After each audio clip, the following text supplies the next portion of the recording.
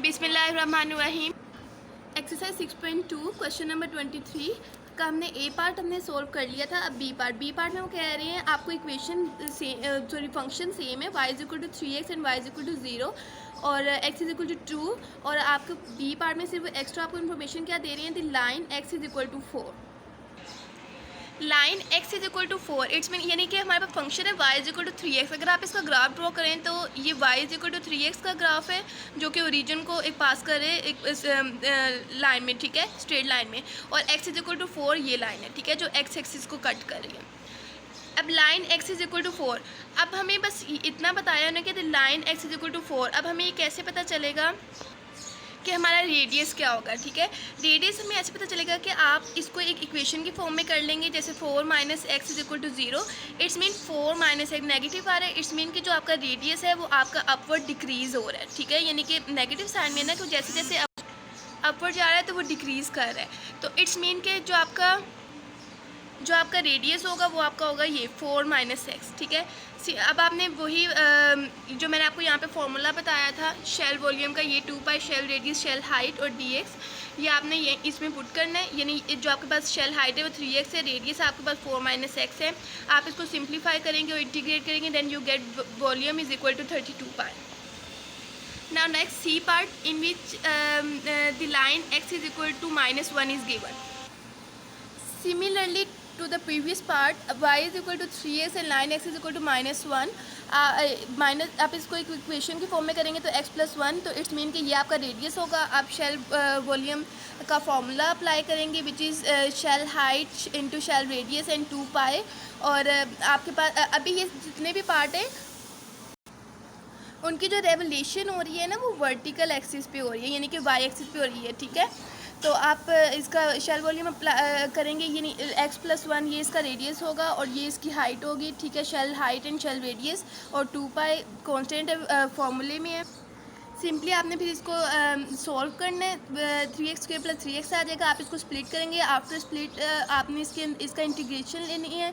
Integration solve करने के बाद इसके ऊपर लिमिट x के अंदर लिमिट अप्लाई करनी है और फिर उसके बाद then you get the volume which is equal to 28 पाई।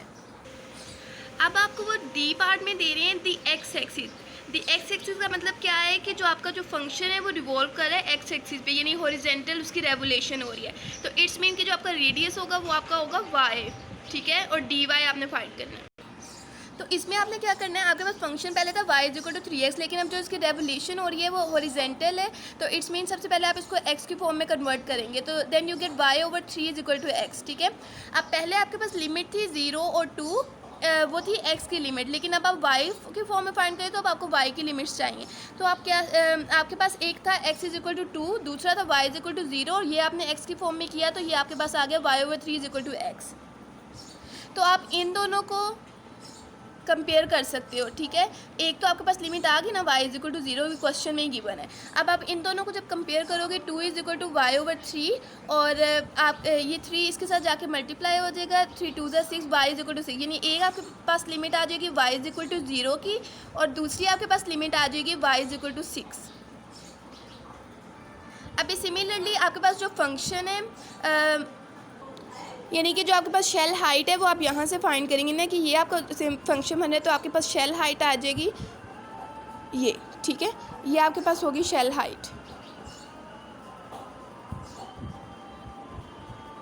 और जो आपका शेल रेडियस है वो आपको पता चल जाएगा उसकी रेवोल्यूशन से ही वो क्या होगा, विच इज़ वाई। अब आप इसको सॉल्व करेंगी, वाई को मल्टीप्लाई करवाएं और आफ्टर सॉल्विंग इसको आप स्प्लिट करें, फिर उसके बाद इसका इंटीग्रेशन लें। इंटीग्रेशन लेने के बाद आपके पास वॉल्यूम आ जाएगा 24 पाई।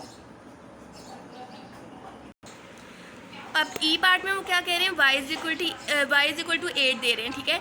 यानी जैसे फॉर एग्जांपल पहले उन्होंने हमें y एक्सिस दी, जब हमने वर्टिकल रेवोल्यूशन की और फिर उसके बाद उन्होंने लाइंस दी हमें 2।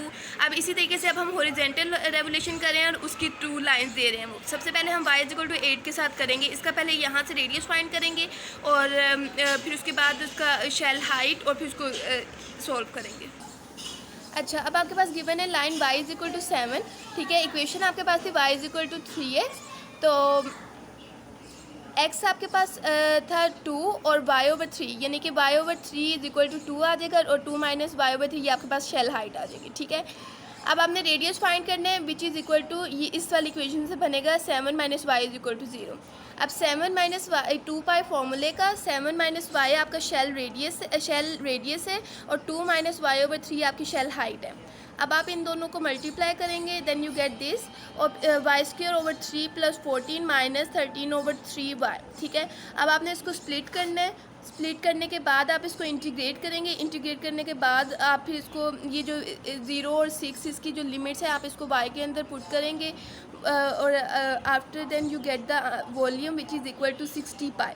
ठीक है, अच्छा कुछ क्वेश्चन में यहाँ पे y इज इक्वल टू 8 है और कहीं पे y इज इक्वल टू 7 है। ठीक है, तो आप y इज इक्वल टू 8 और y इज इक्वल टू -1 ये सिमिलरली आप ऐसे ही करेंगे जैसे मैंने अभी आपको करवाया।